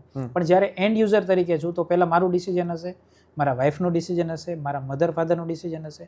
આખું ફેમિલી મળી જગ્યા સિલેક્ટ કરશે, લોકેશન જોશે અને કદાચ માનો કે મને બિલ્ડર 5 લાખ વધુ પણ કહેશે, પણ મને ગમતું હશે તો હું વધારાના પૈસા દઈને પણ મારું લોકેશન પહેલાં પ્રિફર કરીશ. કેમ કે ઘણા બધા ફેક્ટર, ઇમોશન્સ, લોકેશન્સ અને ફેમિલી, આ બધી વસ્તુ એમાં મેટર કરતી હોય. તો ઇન્વેસ્ટર અને એન્ડ યુઝરનો આ બેયનું કમ્પેરિઝન પ્રાઇસ સેન્ટ્રિક ના થઈ શકે, ઇમોશન્સ અને પ્રોફિટ સેન્ટ્રિક હોવું જોઈએ. ઇકોનોમિક સ્લોડાઉન આવે, સપોઝ ઇકોનોમિક સ્લોડાઉન આવી જાય તો કયા સેગમેન્ટ પર સૌથી વધારે અને કયા સેગમેન્ટ પર સૌથી ઓછો ઇમ્પેક્ટ પડે? ઇકોનોમિકલ સેગમેન્ટ ઓવરઓલ તો બધા વસ્તુને ઇમ્પેક્ટ કરતી હોય, પણ ઇકોનોમિકલ જ્યારે આ સેગમેન્ટ આવતું હોય છે કે જ્યારે તકલીફો આવી, કોઈ પણ જાતના ક્રાઇસિસ આવ્યા, સે ફોર એક્ઝામ્પલ કોરોના આવ્યો હતો, ત્યાર પછી ઘણા લોકોને લોકડાઉન્સની બધી ઇફેક્ટો પડી હતી, તો આ સમય ખરેખર જો ઇન્વેસ્ટર તરીકે વિચારતા હો તો એન્ટ્રી લેવાનો ટાઈમ છે. કેમ કે ઘણી બધી વસ્તુના પ્રાઇસ નીચે જતા હોય, ડિસેન્ડિંગ થતા હોય છે. તો આવા ટાઈમે જો સારા ઇન્વેસ્ટરો સારા ફંડ્સ સારા લોકેશન્સ ઉપર ઇન્વેસ્ટ કરી દે તો એનો બેનિફિટ આફ્ટર ઇકોનોમિકલ ક્રાઇસિસ સારો એવો મળી શકે છે. જે રેશિયો એમને રેગ્યુલર માર્કેટમાં મળતા હોય એના કરતાં ઇકોનોમિકલ ક્રાઇસિસ પછી એને એકચ્યુઅલી જે પેલી કહેવાય ને કે તકલીફની અંદરથી ખૂબી શોધવી, આ વસ્તુ ઇન્વેસ્ટરો માટે બેનિફિશિયલ થઈ છે. 100%. વિવાદમાંથી વિકાસ. હાઈ ટિકિટ પ્રોજેક્ટ જેટલા પણ હોય છે એની ડિમાન્ડ લિમિટેડ છે કે સિલેક્ટિવ છે? હાઈ ડિમાન્ડ પ્રોજેક્ટ્સની વાત કરીએ ને તો એની ડિમાન્ડ છે ને સિલેક્ટિવ વધારે હોય છે. ઘણા બધા બિલ્ડરો, રાજકોટના જ આપણે વાત કરીએ તો મોટી ટિકિટ સાઇઝના પ્રોજેક્ટ બનાવે છે. 4 BHK લક્ઝરિયસ સેગમેન્ટ છે, અંદરની એમ્યુનિટીઝ બહુ સુપર હોય છે, પણ એને સિલેક્ટ કરવાવાળો વર્ક બ્રાન્ડ ઓરિએન્ટેડ હોય છે. સે ફોર એક્ઝામ્પલ કોઈ એવી પ્રોડક્ટ બનાવી કે 7000 સ્ક્વેર ફૂટનો ફ્લેટ છે, તો એક બિલ્ડર છે એ પણ બનાવે છે અને બીજો બિલ્ડર પણ બનાવે છે, પણ જ્યારે એઝ અ ઇન્વેસ્ટર મને કોઈ એક પર્ટિક્યુલર બિલ્ડર સાથેનો ટર્મ્સ સારા થઈ ગયા તો હું એ જ સિલેક્ટ કરીશ, નહીં કે પ્રોડક્ટ ઉપર જવાનું. તો જેની સાથે વહીવટોમાં ટર્મ્સમાં મને સારી એવી બેનિફિશિયરી મળે છે તો હું બે પ્રોડક્ટમાંથી મારા જે ચોઇસના બિલ્ડર કે ડેવલપર હશે એની સાથે જવાનું વધુ પસંદ કરીશ. ROI and investment strategy, ready possession versus under construction versus land, ROI comparison તમને શું લાગે છે કે આમાંથી શું બેટર છે? રેડી કન્સ્ટ્રક્શન, અંડર કન્સ્ટ્રક્શન અને લેન્ડ્સ, આમાંથી જ્યારે સિલેક્ટ કરવાની આવે ને તો સારા લોકેશનની લેન્ડ હંમેશા સિલેક્ટિવ હશે. કેમ કે લેન્ડ જેટલું એપ્રિસિએશન ક્યારેય નથી થવાનું. પ્રોજેક્ટ અંડર કન્સ્ટ્રક્શન હશે તો એક ટાઈમે કન્સ્ટ્રક્ટ થઈને સેચ્યુરેટ થઈ જશે, એનાથી વધુ ભાવ વધવાની લિમિટેશન્સ એક સ્થાયી થઈ જશે કે આનાથી વધારે નહીં જાય. પણ લેન્ડ જ એક એવી વસ્તુ છે જેની સ્કાર્સિટી હંમેશા રહેવાની, એની ડિમાન્ડ વધે જ રાખવાની છે. સિટી જ્યારે એક્સપાન્ડ થાય છે તો નવી કોઈ લેન્ડ પ્રોડ્યુસ નથી થવાની. તો લેન્ડની વેલ્યુએશન તમે અત્યારે કોઈ પણ જગ્યાએ કેલ્ક્યુલેશન માંકી ન શકો. જે 500 રૂપિયાના ભાવ આજથી 20 વર્ષ પહેલાં હશે ત્યાં અત્યારે તમને કદાચ લાખ રૂપિયાના વારે પણ જગ્યા ના મળે. અને બીજું એ પણ થાય કે તમારી જે ચોઇસની જગ્યા છે જો એક વખત જતી રહી, ત્યાં કોઈ કન્સ્ટ્રક્શન કરી લીધું પછી કરોડો દેતા પણ તમને એ જગ્યા પાછી નથી મળવાની. સો લેન્ડ ઇઝ ઓલમોસ્ટ બધી કોઈ પણ પ્રોપર્ટી કરતાં સિલેક્ટિવ અને હંમેશા સારામાં સારું rental yield plus return on investment તમને આપી શકે છે.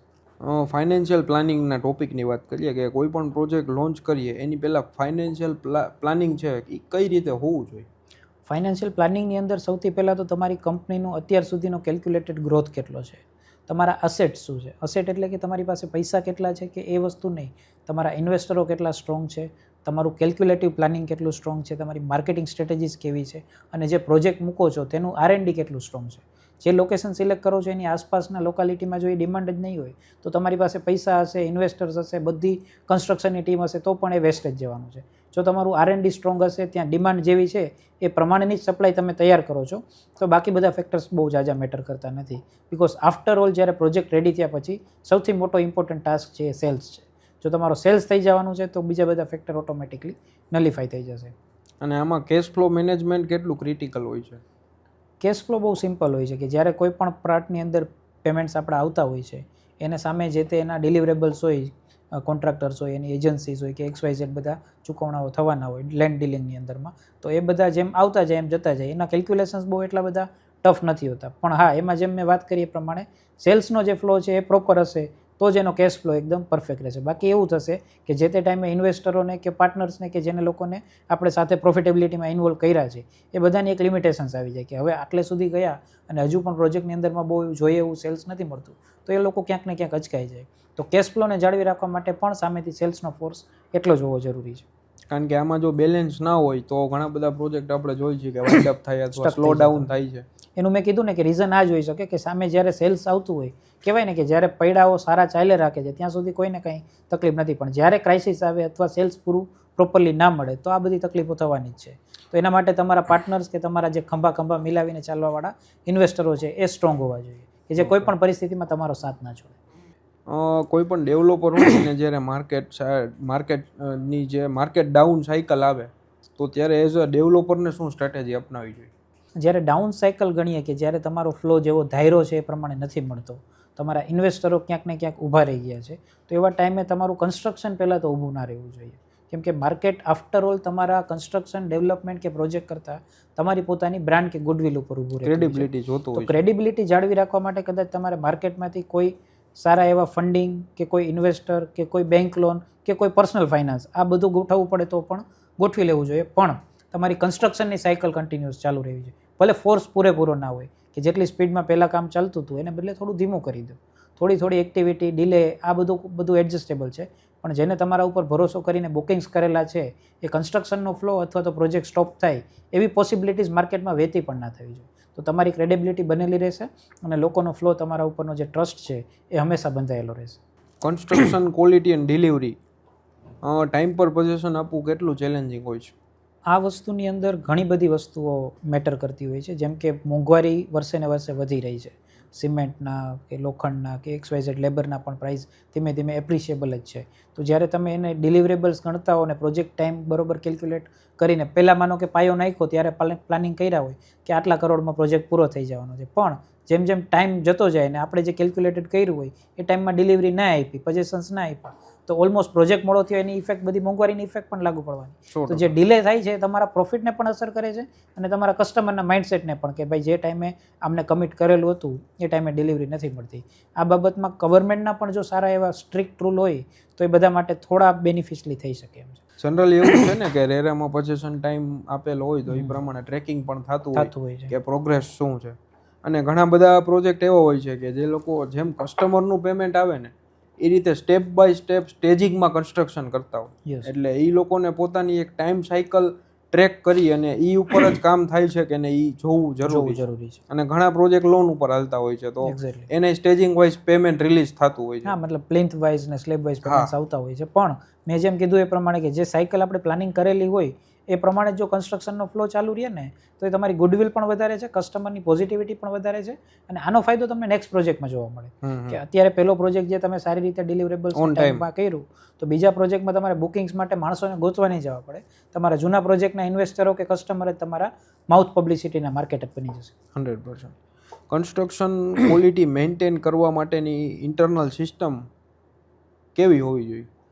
કન્સ્ટ્રક્શનની ઘણી બધી SOPs હોય છે. હું એ પોતે સિવિલ એન્જિનિયરિંગ કરેલું છે એટલે એના જે ક્રાઇટેરિયાઝ હોય, એના PMS હોય, એની સિસ્ટમ જે સેટ કરી છે કે આટલા ટાઈમમાં આટલું કન્સ્ટ્રક્શન, આટલું મટીરિયલ, આટલું ઊભું થયેલું હોવું જોઈએ. એની આખી જો ડિજિટલ સિસ્ટમ હોય તો બહુ વધારે સારું છે કે આટલા ટાઈમ ફેઝમાં આપણો પીરિયડ, આટલો પ્રોજેક્ટ આપણો કમ્પ્લીટ થયેલો છે. પણ જો એ નથી તો એના ઉપર સુપરવિઝન માટે એક એવો એક્સપર્ટ વ્યક્તિ ગોઠવી દેવો જોઈએ કે જે તમે પોતે એઝ અ પાર્ટનર કે એઝ અ બિલ્ડર ધ્યાન ના આપી શકો તો એ વ્યક્તિ એનું પૂરેપૂરું ટ્રેકિંગ કરી શકે, time to time any delivery થઈ શકે અને લોકો જોતા જાય કે જેને બુકિંગ કરેલું છે એ ઘડી આવવાના છે, જોવાના છે ક્યાં કામ પહોંચ્યું છે, તો એની પોઝિટિવિટી એક વખત બનેલી અને એ તમારા માઉથ માર્કેટર બનીને તમને આફ્ટર સેલ્સમાં પણ બેનિફિટ કરાવી શકે છે. આ બધી વસ્તુથી એક અલગ એક કન્સર્ન છે કે તમે હમણાં જ રિસેન્ટલી થોડાક ટાઈમ પહેલાં નવરાત્રી રિલેટેડ કંઈક ગરબાનો રેકોર્ડ બનાવેલો હતો, તો એ શું વસ્તુ હતી સમગ્ર એ લોકોને સમજાવો. એકચ્યુઅલી હું છે ને વડોદરા સ્ટડી કરતો હતો અને ત્યારે અમે રમવા જતા યુનાઇટેડ વેના ગરબા બહુ પ્રખ્યાત છે અને ત્યાંના અતુલભાઈ પુરોહિત સાહેબ કે જે પોતે 60,000 ખેલૈયાઓને એક સાથે ગરબે રમાડતા અને એવો વર્લ્ડ રેકોર્ડ હોલ્ડ કરતા સિંગલ ગ્રાઉન્ડ ઉપર યુનાઇટેડ વેનું ગ્રાઉન્ડ વડોદરાની અંદરમાં. ત્યાં 60,000થી વધારે લોકો એક સાથે ગરબા રમતા અને એ વર્લ્ડ રેકોર્ડ વર્ષોથી એસ્ટાબ્લિશ થયેલો. તો મને ત્યારે ઈચ્છા હતી કે આવું કંઈક આપણા રાજકોટ માટે કરવું છે. તો લાસ્ટ 2023માં એ વિચાર આવ્યો કે આને આપણે ઇમ્પ્લિમેન્ટેશનમાં લઈએ. કાંઈ ધ્યાન નહોતું શું કરવું શું નહીં, કાંઈ ખબર નહોતી. તો ત્યારે નવરાત્રિ પહેલાં આપણે જ્યારે સાતમ આઠમનો મેળો થતો હોય ત્યાંથી ડિક્લેર કરી દીધું, મેળાનું આખું સ્ટેજ બુક કરી લીધું કે ભાઈ અમે નવરાત્રિ ઉપર શરદ પૂર્ણિમાની દિવસે આ નવરાત્રિનો વર્લ્ડ રેકોર્ડ એટેમ્પ્ટ કરવા જઈ રહ્યા છીએ. તો જેટલા લોકોના રજિસ્ટ્રેશન્સ, બુકિંગ્સ, સ્કૂલ ઘણી બધી એન્રોલ થઈને આ બધું મતલબ કહેવાય ને કે આપણે જ્યારે સ્ટાર્ટ કરીએ તો કનેક્ટિંગ ધ ડોટ્સ જેવું થતું હોય कि अगर किसी चीज़ को आप शिद्दत से चाहो तो पूरी कायनात तुम्हें उनसे मिलाने की कोशिश में लग जाती है. तो सेल्फ फाइनेंस स्कूल मैनेजमेंट हमारी સાથે જોડાયું. ત્યારબાદ ભારતીય જનતા પાર્ટી રાજકોટનો ખૂબ સારો સપોર્ટ મળ્યો. માન્ય CR પાટીલ સાહેબે તો એવું કીધું કે આ ગરબાનો રેકોર્ડ સિમ્પલી આપણે કરીએ એના કરતાં 14 ઓક્ટોબર પહેલા નોરતાએ જ્યારે નરેન્દ્ર મોદી સાહેબ આપણા માન્ય વડાપ્રધાન એમને ગરબો લખ્યો હતો માડી, તો કે આપણે રેકોર્ડ એ નામથી જ કરીએ. તો મેં કીધું એ તો અમારા માટે 4 ચાંદ લાગવા જેવું થઈ ગયું. તો આ કાર્યક્રમ આખો એટલો સફળ થયો આપણા જે ત્યારે હોમ મિનિસ્ટર સાહેબ હતા, ડેપ્યુટી અત્યારે જે સીએમ છે માન્ય હર્ષ સંઘવી સાહેબ, રાજકોટના ઘણા બધા સાંસદો, ધારાસભ્યો, તાલુકાના તમામ અધિકારીઓ, તમામ લોકોએ બહુ સારી રીતે જોડાઈ અને 1,21,000 ખેલૈયાઓ, જે 60,000નો રેકોર્ડ હતો એના કરતાં ઓલમોસ્ટ ડબલ 1.25 લાખ લોકોએ રાજકોટના રેસકોર્સ ગ્રાઉન્ડમાં મોદી સાહેબના ગરબા માળી ઉપર ડાન્સ કરી, ગરબા રમી અને આ વર્લ્ડ રેકોર્ડ અમે લોકોએ નોંધણી કરાવી. એમાં world record India, Limca books of world record London, આ ઘણી બધી બુકોએ નોંધ લીધું અને એનો વર્લ્ડ રેકોર્ડ અત્યારે પણ આપણા રાજકોટના નામે રજિસ્ટર્ડ છે. એનો મૂળ વિચાર અમે આ ઇન્ક્રેડિબલ ગ્રુપ વતી મને આવેલો ને ઇમ્પ્લિમેન્ટ કર્યું. એટલે આ રિયલ એસ્ટેટ સેક્ટર સિવાય પણ તમે સોશિયલ કામમાં જી એક્ટિવ, અમારું પોતાનું એક પીપલ ફાઉન્ડેશન કરીને ટ્રસ્ટ પણ છે, જેમાં સામાજિક એક્ટિવિટીમાં ગવર્મેન્ટના કોચિંગ ક્લાસીસ, ઘણા બધા સમૂહ લગ્નો, કોઈ એવા દીકરીઓ હોય કે જેને આવી એજ્યુકેશનની રિક્વાયરમેન્ટ છે તો વુમન એમ્પાવરમેન્ટમાં પણ અમે લોકો કામ કરીએ છીએ. But that is all the social activities. Okay, તો આપણા ડિસ્ક્રિપ્શનમાં કોઈ એમાં જોડાવા માંગતા હોય તો કોન્ટેક્ટ ડિટેલ્સ તમારી આપશો તો તમારો કોન્ટેક્ટ કરી. ડેફિનેટલી મારા નંબર છે 9737972097. કોન્ટેક્ટ કરી શકીશ. ડન. આપણે જે રીતે વાત થઈ હતી કે તમારા જે બહારની જગ્યા ઉપરના જે પ્રોજેક્ટ છે હાજી, એ ઓવરઓલ ગુજરાતની જીઓગ્રાફીમાં તો પલઘર, ધોલેરા અને વલસાડ, તો આ લોકેશન્સમાં પ્રોજેક્ટ કરવાનો ડિસિઝન છે એ એક વાત તો ફાઇનલ છે કે કમ્ફર્ટ ઝોનમાં તો નહીં લ્યો હોય તમારા માટે, એક આઉટ ઓફ ધ બોક્સ વિચાર્યું તમે. યસ, તમારી બાઉન્ડ્રીઝ તમે એક્સપાન્ડ કરી. જી, તો ત્યારે તમારો થોટ શું હતો? સૌથી પહેલાં તો જ્યારે આપણે ગ્રોથ કરતા હોય ત્યારે એના બે પ્રકાર હોય. એક તો તમારો વર્ટિકલ ગ્રોથ થાય અને એક હોરિઝોન્ટલ ગ્રોથ થાય. વર્ટિકલ ગ્રોથની અંદર તમારા કોઈ પણ એક સ્ટ્રેટેજિક લોકેશન્સની અંદર મલ્ટિપલ પ્રોજેક્ટ્સ હોય તો એ ઓલરેડી અમે એસ્ટાબ્લિશ કરી ચૂક્યા હતા. એરપોર્ટની આજુબાજુમાં હીરાસર એરપોર્ટ પાસે arrow city prime, arrow commercial, આ બધા પ્રોજેક્ટમાં 1000થી વધુ પ્લોટ્સ અમે સોલ્ડ આઉટ કરી ચૂક્યા હતા અને હજુ પણ ત્યાં ઘણા બધા પ્રોજેક્ટ થઈ શકે એવી શક્યતાઓ હતી. પણ મેં કીધું એ પ્રમાણે જો ઓવર સપ્લાય થઈ જાય તો જૂના લોકોને પણ અમે ન્યાય ના આપી શકીએ. તો ત્યાર પછી અમે એવું કર્યું કે જે ઇન્વેસ્ટરો છે એ લોકોના રિસેલિંગ ચાલુ કર્યા. મતલબ અમારા જ પ્રોજેક્ટમાં અમે ઓછા ભાવે જેને ભાવમાં પ્લોટ્સ અપાવેલા હતા એને નવા ઇન્વેસ્ટરોને રિસેલ કરાવીને પ્રોફિટ અપાવવાનું ચાલુ કર્યું. તો એ એક્ટિવિટી ઓલમોસ્ટ ઓટો મોડમાં જતી રહી હતી. હવે ત્યાં ડેવલપમેન્ટ્સ આવશે, બાંધકામ થશે, રેન્ટલ આરઓઆઈમાં જશે, અથવા જે પ્રોજેક્ટ્સ અમારા છે એના ઉપર બંગલા કે વિલા બની એને પણ અમે ભાડે ચડાવશું. તો આ એક ઓલમોસ્ટ જે જૂના ઇન્વેસ્ટરો છે એની પોઝિટિવિટીના થોટ્સ માટેના વિન વિન સિચ્યુએશન થઈ એમાં. બધા માનો કે અમે અમારો પ્રોજેક્ટ નવો કોઈ બાજુમાં મૂકીએ તો અમારું પોતાનો પર્સનલ ઇન્ટરેસ્ટ શું થઈ જાય કે જૂના પ્રોજેક્ટમાં જૂના બુકિંગ થઈ ગયા છે ભલે રહ્યા, હવે અમે નવા ઇન્વેસ્ટરો ગોતીએ નવી જગ્યા માટે. તો થાત એવું કે જૂના ઇન્વેસ્ટરોને ક્યાંક ને ક્યાંક ન્યાય ના આપી શકે. તો એ પ્રોજેક્ટ જ્યારે ઓટો મોડમાં જતા રહ્યા, રિસેલિંગ સ્ટાર્ટ થઈ ગયા, સારા પ્રોફિટ એપ્રિસિએશન સાથે જૂના ઇન્વેસ્ટરોને આમાંથી અમે એક્ઝિટ અપાવી અને બીજા અમારા નવા પ્રોજેક્ટમાં ઇન્વેસ્ટમેન્ટ લેતા પણ થઈ ગયા. તો ત્યારે વિચાર એવો આવ્યો કે ખાલી જો રાજકોટ સેન્ટ્રિક રહેશું તો આપણે અલગ અલગ લોકેશન્સના જે બાયર બિહેવિયર છે એ નહીં જોઈ શકીએ અને જેમ ટીઆરપીનું મેં વાત કરી એ પ્રમાણેના જે ક્રાઇસિસ હતા થોડા પાર્ટ ટાઈમના, તો એ ટાઈમ પીરિયડમાં આપણે જો આઉટસ્કર્ટ્સને એક્સપ્લોર કરશું તો ત્યાંના બેનિફિટ આપણને અહીંયા પણ જોવા મળશે.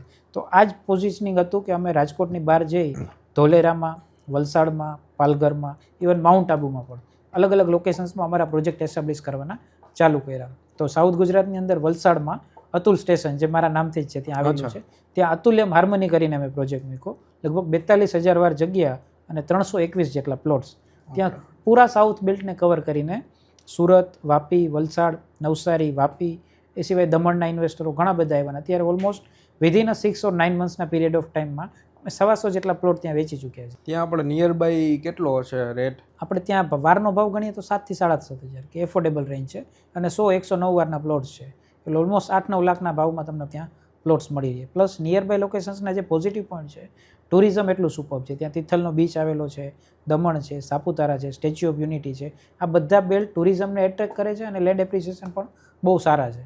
તો આ બધી વસ્તુને લીધે ત્યાંની પોઝિટિવિટી, ત્યાંના કસ્ટમર્સના માઇન્ડ બિહેવિયર અહીંયા કરતાં ઘણા ડિફરન્સ છે. રાજકોટનો જે માઇન્ડસેટ છે એના કરતાં સાઉથ ગુજરાતનો માઇન્ડસેટ ઘણો અલગ છે. પણ એમને ખબર ક્યારે પડી જ્યારે અમે ત્યાં જઈએ અને આખું વર્ક એક્ઝિક્યુટ કર્યું. અને સિવાય તમે વાત કરી પાલઘરની, તો એ મુંબઈનો એક્સટિરિયર બેલ્ટ છે કે જ્યાં મુંબઈની બારોબારના ભાગમાં વાઢવણ કરીને પોર્ટ આવે છે. 76,000 કરોડના ખર્ચે ગવર્મેન્ટ ત્યાં એશિયાનું સૌથી મોટું પોર્ટ ડેવલપ કરી રહી છે. ત્યાં રિલાયન્સનો ટેક્સટાઇલ પાર્ક આવવાનો છે. આજુબાજુની જગ્યાઓમાં ખૂબ સારા એપ્રિસિએશન છે.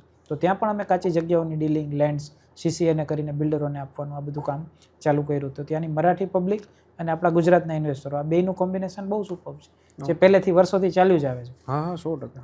એટલે ત્યાં તમારે જેવીમાં થતું હોય છે કે તમારો જ પ્રોજેક્ટ છે? સ્ટાર્ટિંગની અંદર જ્યારે એન્ટ્રી લીધી ત્યારે અમારા પોતાના પ્રોજેક્ટ્સ મૂકેલા પછી જેમ જેમ ત્યાંના બિલ્ડર્સ, ત્યાંના લોકલ બ્રોકર્સ, ત્યાંના લોકો સાથે કનેક્ટેડ થયા તો ઘણા બધા બિલ્ડરો કે જેવીમાં પણ આપણને પ્રોજેક્ટ આપવા માટે રેડી છે. બટ અમારો જે પહેલેથી ગોલ ફિક્સ છે કે અમે લોકો મેજરલી કન્સ્ટ્રક્શનમાં નથી. અમારો મેજર પાર્ટ લેન્ડ્સ કે પ્લોટ્સની અંદરના ડીલિંગમાં જોઈએ છે. તો કોઈ પ્લોટ અથવા લેન્ડ અમે જ્યારે એક્વાયર કરી લઈએ, અમારા નામે જ્યારે એના દસ્તાવેજો થઈ જાય, ત્યારે અમે કોઈ બિલ્ડરને એ પ્રોજેક્ટ જેવીમાં આપી દેતા હોય છે. તો આ રીતે અમારી લેન્ડ્સ અમે જેવીમાં આપીએ છીએ. ઓકે, એટલે સપોઝ આપણો કોઈ પોડકાસ્ટ જોવે છે અને લેન્ડ્સ ને પ્લોટ્સમાં ઇન્વેસ્ટમેન્ટ કરી અને કદાચ તમારી યારે જોડાવવું હોય અને સારું એવું રિટર્ન જોતું હોય, ડેફિનેટલી તો એને કોઈ પણ લોકેશનમાં, રાજકોટની બહારના લોકેશન્સમાં પણ અમે આ રીતના પ્રોજેક્ટ્સ કરીએ છીએ. ઇવન અમે હવે નેક્સ્ટ ટાર્ગેટની પ્લાન કરીએ, અમે દુબઈ પણ આ રીતે એક્સપ્લોર કરી રહ્યા છીએ. દુબઈના જે ટોપમોસ્ટ ડેવલપર્સ છે, એમઆર છે, ડેન્યુબ છે, શોભા છે, આ બધા લોકો as a developer well establish છે, પણ ત્યાંનું ટોપમોસ્ટ લેન્ડની બ્રાન્ડ કહેવાય તો એ નખિલ ગ્રુપ છે. અમારે એમની સાથે સારું એવું કમ્યુનિકેશન અત્યારે ચાલી રહ્યું છે કે ત્યાંના લેન્ડ્સમાં આપણા કોઈ ઇન્વેસ્ટરો ડેવલપ કરવા માટે જાય અને એપ્રિસિએશન સારા મેળવી શકે. સો અધર કન્ટ્રીઝની પણ અમારું ઇન્ક્રેડિબલ ગ્રુપ એક્સપ્લોર કરી રહ્યું છે. ફ્યુચર વિઝન એન્ડ ટેકનોલોજીની વાત કરીએ તો આવનાર 5 વર્ષમાં તમારો વિઝન શું છે? 5 વર્ષની વાત કરું તો 2030 સુધીમાં રિયલ એસ્ટેટનો એક આઈપીઓ અમે લાવવા માંગીએ છીએ કે જેની અંદર અમારા મલ્ટિપલ લોકેશન્સમાં પ્રોજેક્ટ હોય. તમને ખ્યાલ હશે હાઉસ ઓફ અભિનંદન લોઢા, એ લોકો અત્યારે 100થી વધુ સ્ટ્રેટેજિક લોકેશન્સમાં પ્લોટિંગના કે ડેવલપમેન્ટના પ્રોજેક્ટ લઈને આવ્યા છે. એમાં ગોવા હોય, અયોધ્યા હોય, એક રિલિજિયન ટુરિઝમને પણ ફોકસ કરે છે. તો અમારો પણ ફોકસ એવો છે કે અલગ અલગ સ્ટ્રેટેજિક લોકેશન્સ ઉપર અમારા પોતાના એસ્ટાબ્લિશ પ્રોજેક્ટ હોય જેમાં ઇન્વેસ્ટરો સારા રીતે લિસ્ટિંગ કરીને પોતાનું ઇન્વેસ્ટમેન્ટ સેફલી સિક્યોર કરી શકે, સારો પ્રોફિટ પણ મેળવી શકે. સેકન્ડ વસ્તુ, આઈપીઓ લાવ્યા પછી અમે આ વસ્તુને ગ્લોબલી પણ લઈ જવા માંગીએ છીએ કે રિયલ એસ્ટેટની અંદર ગ્લોબલ એક્સપાન્શન કેમ કરી શકાય. અત્યારે ટીમ નાની છે, બટ એને એક્સપાન્ડ લેવલમાં લઈ જઈ અને મલ્ટિપલ લોકેશનમાં સ્ટ્રેટેજિકલી કામ કરવાનું મોટું વિઝન છે અમારું 5 વર્ષ. Role of AI and technology in daily operations કેવો છે? અમે લોકો અત્યારે એઆઈ મોડને બહુ સ્વિચ ઓવર કરી ચૂક્યા છીએ, કેમ કે શરૂઆતની અંદર જ્યારે લિસ્ટેડ કામ થતું કે બુક ઉપર જ્યારે લીડ્સ લખાતી, એની વિઝિટ્સો લેવાની, એના ફોલોઅપ બધા ચોપડા ઉપર થતા હતા. આજથી થોડા ટાઈમ પહેલાંની વાત કરીએ. પછી અમે એને CRMમાં ઇમ્પ્લિમેન્ટ કર્યું. ERP, CRM જેવા સોફ્ટવેર્સ અમારા અલગ અલગ પ્રોજેક્ટમાં ઇમ્પ્લિમેન્ટ થયા. સેલ્સની ટીમને પણ એને શીખવાડી, ટ્રેનિંગ અપાવી. ટેલિકોલર ટીમ છે તો એ લોકો પણ એને યુટિલાઇઝ કરે છે. તો એક એક વસ્તુ એને મેઝરિંગ કરી શકીએ, એના સ્ટેટિસ્ટિક્સ શું છે એ ખબર પડે, લોકો શું પરફોર્મ કરી રહ્યા છે એનો આઈડિયા આવે. અને એઆઈ મોડ થ્રુ જે અમે લોકો માર્કેટિંગ કરીએ છીએ મેટામાં કે સોશિયલ મીડિયાના કોઈ પ્લેટફોર્મ પર, એના ચેટ જીપીટીને પૂછીને એના આન્સર્સ માંગીએ, ઘણા બધા એવા વિડીયોઝ કસ્ટમાઇઝ તૈયાર કરીએ. તો આ બધી વસ્તુ ટેકનોલોજીકલી બહુ બેનિફિટ કરતી હોય છે. અને આને કેલ્ક્યુલેટિવલી, સ્ટેટિસ્ટિકલી આપણે એને ગ્રાસ્પ કરવું બહુ ઇઝી થાય. કે ઘણી વખત એવું થતું હોય કે આપણે પોતે દર વખતે ઓફિસે હાજર હોય ના હોય, પણ સ્ટાફ શું કામ કરી રહ્યો છે, ટીમ શું કામ કરી રહી છે, અને અલગ અલગ લોકેશન્સ ઉપર પ્રોજેક્ટમાં ક્યાં શું, કેટલો ગ્રોથ, કેટલું ઇન્કમિંગ, કેટલું આઉટગોઈંગ, આ બધી વસ્તુને એક સિંગલ ટેપ ઉપર તમે એને કેલ્ક્યુલેટિવ મેઝરમેન્ટમાં લઈ શકો. તો આ એઆઈ અને ટેકનોલોજી રિયલ એસ્ટેટ સિવાય પણ બધા સેક્ટરમાં બહુ જરૂરી છે. એક એવો પ્રશ્ન છે કે એક એવી વસ્તુ કે જે તમારી પાસે કદાચ મોનિટરી રિસોર્સિસ છે અનલિમિટેડ હોય, પણ એ વસ્તુ તમે ન કરો, એવી કઈ વસ્તુ? તમારી પાસે અનલિમિટેડ મની છે પણ આ વસ્તુ તમે અવોઇડ કરો, એ વસ્તુ ન કરો તમે. ચીટિંગ, લોકોને ખોટી રીતે ભ્રમિત કરી અને મારામાં કે મારા કોઈ પણ પ્રોજેક્ટની અંદરમાં ઇન્વોલ્વ કરવા કે એમની સાથે ખોટું બોલવું, કોઈની સાથે કોઈ ખોટું બિહેવિયર કરવું, આ વસ્તુ અમારી ટોટલ નીતિની બહાર છે. હું બહુ નાનો હતો ત્યારે મેં મારો પિતાનો છાંયો ગુમાવ્યો હતો, એટલે અમને એ ખબર છે કે કઈ રીતે નાના સ્કેલ ઉપરથી ઉપર આવવું જોઈએ. તો જ્યારે 0થી સર્જન કર્યું છે ત્યારે ખબર છે કે ગ્રાઉન્ડ લેવલ ઉપર શું તકલીફ હોય છે. તો જ્યારે બેઝ આપણો સ્ટ્રોંગ છે, ફાઉન્ડેશન એટલું મજબૂત છે અને નીતિમત્તા ક્લિયર છે કે લોકોને ફાયદો દેવો છે. ઘણી વખત ઘણા નુકસાનો પણ ભોગવવા પડ્યા છે કે લોકોનું જો આમ કરી નાખવું તો મને બેનિફિટ થતો હોય, પણ એ નુકસાન ભોગવી આપણે આપણા સ્ટેટ ઉપર આગળ વધી નેક્સ્ટ પ્રોજેક્ટમાં ફોકસ કરી લેવાનું. તો એ બધી વસ્તુને આપણે સેન્ટ્રલાઇઝ ફોકસમાં લઈને ચાલીએ છીએ. પૈસાનું નુકસાન એક વખત જતું થઈ શકશે, પણ જ્યારે તમારી ગુડવિલ કે નામના ખરાબ થશે એ રિટર્ન નથી આવતું, ક્યારેય રિટર્ન નહીં આવે, એક દાગ લાગી જશે. તો અમે લોકો ગમે એટલા પૈસા મળતા હોય, દાગ લાગે એવું કામ ક્યારેય નથી કરવાનું. ક્લીન ચીટ જ બધું વર્ક આપવું. હવે આપણે આ પોડકાસ્ટના કન્ક્લુઝન ઉપર આવીએ કે final message to investors and home buyers. ઇન્વેસ્ટરો માટેની વાત કરીએ તો એક જ પોઈન્ટ એટલો કહીશ કે જે ડીલ સાથે કે જે કામ સાથે અમે સંકળાયેલા છીએ, રિયલ એસ્ટેટનો એક જ પાર્ટ અમે સંભાળીએ છીએ, લેન્ડ્સનો. એવું નથી કે તમે અમારી પાસેથી લો, પણ ક્યાંક ને ક્યાંક જમીનનો ટુકડો લઈને રાખી દો. આપણા પૂર્વજો કહેતા જ કે ભાઈ ત્યારે તમે જોવો ને તો લેન્ડ ઉપર વધારે ફોકસ હતું. અત્યારની યંગ જનરેશન છે એ થાર ને આઈફોન ને બધી Definitely. મટીરિયલિસ્ટિક અત્યારે કેવું થિંગ થઈ ઉપર રહ્યું છે. છે કે કોઈ પણ અમે ઘણા ખેડૂતો સાથે કે જગ્યાઓમાં ડીલિંગ કરતા હોય, જ્યારે એમની પાસે પૈસા આવે તો એ પહેલો પ્રશ્ન એવો વિચારે કે એક ગાડી લઈ લઉં, એક સારો આઈફોનનો ફોન લઈ લઉં, ગળામાં થોડા ઘણા સોનાના ચેન પહેરી લઈએ એની કોઈ લિમિટ જ નથી, અને never ending. Bus that's it. આ બધી વસ્તુ એવી છે કે ડેપ્રિશિએટિંગ એસેટ છે.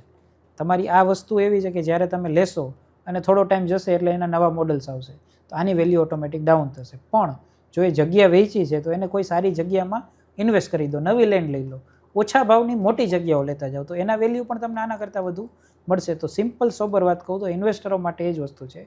અમારી પાસેથી લો કે નો લ્યો, પણ કોઈ પણ જગ્યાએ તમે જમીન લઈને રાખી લેન્ડ હોવી જરૂરી છે. ડેફિનેટલી. અને એન્ડ યુઝર માટેની વાત કરીએ તો તમે પોતાના રહેવા માટેનું જો ઘર વિચારી રહ્યા છો તો એક સારું એવું સિલેક્ટ કરી, બધી વસ્તુના ફેક્ટર મેઝર કરી, ફેમિલીને દેખાડી અને 100% એક સ્ટેટિક ડિસિઝન લઈ કે આ ડિસિઝન મારું સ્ટ્રોંગ છે ને અહીંયા મારે લેવું છે, તો એ તમે એન્ડ યુઝર તરીકે ફાઇનલ કરો. પછીનો જે પાર્ટ છે એ ઇન્વેસ્ટમેન્ટ માટે રાખી દો. જો આજે તમારી એજ 25 યર્સના હોત તમે, તો તમારે એવી કઈ વસ્તુ જે તમારે ફરીથી કરવી હોત અને શું એવી વસ્તુ અત્યારે તમે જે તમારો પ્રોફેશન છે એનાથી અલગ કરતા હોત અત્યારે? 5 વર્ષ પહેલાંની વાત કરીએ ને તો ત્યારે પણ ટેકનોલોજી અને એઆઈનો જમાનો આવી જ ગયો હતો. ટેકનોલોજી તો બહુ સારી રીતે ઇમ્પ્લિમેન્ટેડ હતી. તો હું એવું વિચારું કે જો ત્યારથી જ મને આ વસ્તુ ઇમ્પ્લિમેન્ટેશન કરવાનો મોકો મળ્યો હોત, એ રીતના પોતાના અલગ અલગ ઇન્વેસ્ટરો, ફંડ સપોર્ટર્સ મળ્યા હોત, તો હું અત્યારે જે 5 લોકેશન્સ ઉપર કામ કરું છું એને બદલે અત્યારે કદાચ 100 લોકેશન્સ ઉપર કામ કરતો. તો મલ્ટીટાસ્કિંગ, ઓટોમેશન્સ અને ERP CRMનો જે બેનિફિટ અમે છેલ્લા 1-2 વર્ષથી લેતા થયા એને બદલે 5-7 વર્ષ પહેલાં જ જો લેતા થયા હોત તો બહુ સારો એવો બેનિફિટ અને ગ્રોથ અમે કરી શકીએ. તો કદાચ 2x ગ્રોથ કરી ડેફિનેટલી કરી શકીએ.